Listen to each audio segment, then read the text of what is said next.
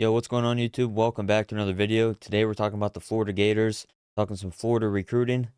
And yeah, Billy Napier right now, not only does he have a lot of momentum on the football field, he has a lot of momentum on the recruiting trail. And he's doing a really good job as we approach signing day. We're about a week out of really hitting home runs with a lot of top prospects in the state of Florida. He's doing a really good job of keeping the in-state guys home. And as you can see on the screen, you can see their top 5 commits as of right now. Every single one of them is from the state of Florida. And some of those guys are recent commits. Ty Jackson, they just flipped him from USC yesterday as I record this. Byron Lewis, a running back, they just flipped him today as I record this from Florida State. And he's one of the better running backs in the class, 17th running back. This is a pretty big deal, going out, flipping a guy from your rival, a team that you're playing this week. And yeah, all in all, I mean, Vernell Brown, the third, top of the class, 33rd player, 8th receiver. And Florida's looking to pair him not only with Nashawn Montgomery, but they're trying to go after multiple top receivers as well. A lot of top guys that we'll talk about later on. And you just look at this class. Yes, they only have 19 commits, but when I said momentum, I think the momentum on the field is really starting to pay off, especially with DJ Lagway at quarterback. I think these recruits start to see the movement that Billy Napier has going on. A lot of young players are playing for Florida right now on the field. A lot of young players. And I think they see the opportunity to go in and play with a lot of guys that they know. Heck, these guys are all coming back. And what, Florida's one of the best teams, and that's not at the top of the SEC. But right now, you just beat LSU, you beat Ole Miss, you end with a win against Florida State. And that's a pretty good recovery for how the season started. And DJ Lagway and his starts, and Florida is one of the best teams in the SEC. And there's really no way around that. But I think all these recruits, I think these commits are starting to buy in.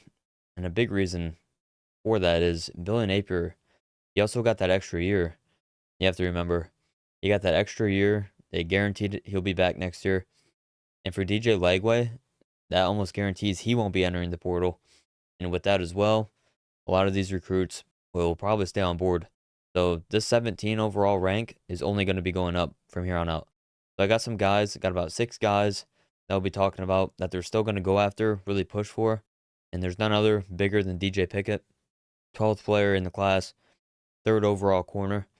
Now, Bryce Underwood leaving LSU and heading to Michigan is a big deal. Many people think this LSU class could fall apart. Brian Kelly, who knows if he's going to be back as the coach, right? If they lose this weekend, I mean, it could get really ugly. And even if he is back, right? If this class starts to fall apart, the top guys will probably not want to stay around. DJ Pickett, top of their class. When he committed, it was LSU, Oregon, Miami, Florida, and that's really the top 4. Georgia has recently entered the race even more than they did in the summer. I mean, if I'm Florida, if I'm Billy Napier, I'm just telling DJ Pickett, hey, we got a lot of young guys, got a lot of momentum right now. DJ Lagway, we got a promising quarterback for 2 years. And heck, they're still in it for Naeem Alford, even though he did say it's probably going to come down to Ohio State Auburn.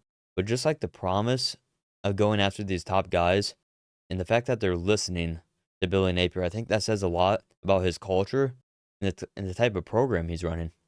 Right? So why not reach out to DJ Pickett? I mean, we still have a week left, right? And Miami's going to go until he signs the paper. So you might as well do the same. You really never know how it can end, especially with the momentum that they have on the field right now. Jaden Woods, and this is another guy. He took it in firsthand. He watched them beat Ole Miss.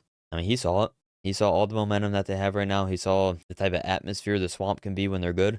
And I think that's something these recruits are starting to see. Like when Florida is good and Florida is winning football games, the Swamp can get loud. It not only gets loud, but it's one of the best atmospheres in college football. Jaden Woods was there. Now, he's been committed to Penn State for quite some time. But once again, Billy Napier is shooting all of his shots, right? Can't make a shot you don't take.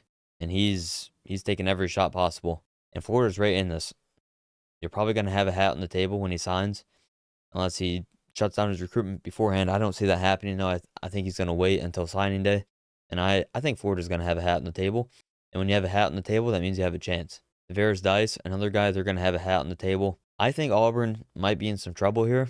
While Auburn does have a lot of momentum themselves in recruiting, I think Florida's done a good job playing the long-term game here. They've never left this race. They've been in his ear the whole time. I think that's going to pay off on signing day. Right now, it's probably 50-50, but as we approach, I think Florida can take that lead and ultimately pull off the flip. This is definitely something to keep an eye out for. I'm gonna have an Auburn video coming out too in the coming days. And I'll probably talk about Dice as well. And yeah, I think this is a two-team race for Dice. And if you have, like I said, if you have a hat on the table, you have a chance. Now we talked about Vernell Brown the third right here. Talked about how they want to pair another top receiver. Well, we have two. We have Jamie French, the sixth best receiver, 5-star, and then we have Dallas Wilson, the third best receiver, 5-star. Both these guys are committed elsewhere. Jamie French is probably the most realistic option at this point. Dallas Wilson, he's scheduled to visit Oregon this weekend, where he's been committed for almost 2 years. And I think that's really going to push the needle as we approach signing day, where Florida's not going to have enough time to catch up. And Oregon's done a really good job. I mean, they were going to do everything they could to keep a hold of him. And I think Florida's starting to realize that. So then they're shifting their attention even more to the French. And I think this is a more realistic option, right? He's from Florida as well, same as Dallas Wilson. So he's right in their backyard. And I also think his visits, like yes, Dallas Wilson, his visits have gone good, but there's been a lot more buzz after French has taken his visits. So I think that's definitely something to keep an eye on. And if I had to put money on it, there is a good chance he flips to Florida. I think DJ Legway is playing a big part in this recruitment. DJ Legway might be playing a bigger part in this recruitment than some of the coaches, but also the wide receivers coach for Florida. French has raved and raved about him. Basically, his whole recruitment up until he did commit to Texas. This is definitely something to keep an eye on as well. Both these guys, I'm not saying they can't get Wilson. I just think French is a more realistic option, but of course, they could definitely get both of these guys as they're both from Florida, committed out of state. Distance definitely for Dallas Wilson could become a factor. Now, the only reason I am hesitant to say Florida will flip Dallas Wilson is because he canceled his visit this past weekend to Florida and he's going out to Oregon this weekend. Giving Dan Lanning and that staff the final say before signing day, that could really hurt Florida's chances. Nonetheless, they're going to have a hat on the table. Same with French. I mean, if you have a hat on the table, you got a chance. Solomon Thomas, I mean, this guy's committed to Florida State. We all know how their season's going. They fired some coaches, fired their O-line coach. As you can see, Alex Atkins, the primary recruiter here, he's no longer there. So teams are obviously going to come and poach this roster, poach this class.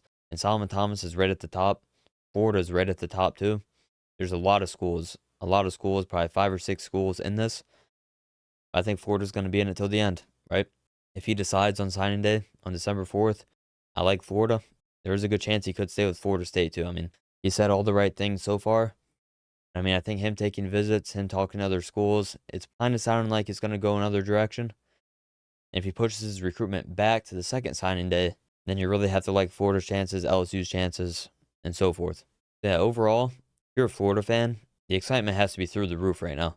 Your team is finally winning games, and you can see how promising next year could be for you guys, especially with DJ Legway at quarterback, not only on the field, but recruiting, transfer portal. I mean, when you have a quarterback, when you have a coach with a good culture, a coach that these guys want to play for, I think that's huge. And sky's the limit for this class. I mean, they're 17 now, but that could easily get into the top 10, top 8 as early as next week, to be honest. And with that being said, guys, that's going to be it for today's video. Before you head out, be sure to subscribe and like the video, as we are on the road to 1,000 subs. And it's greatly appreciated if you hit that subscribe button. And with that, I'll see you on the next video.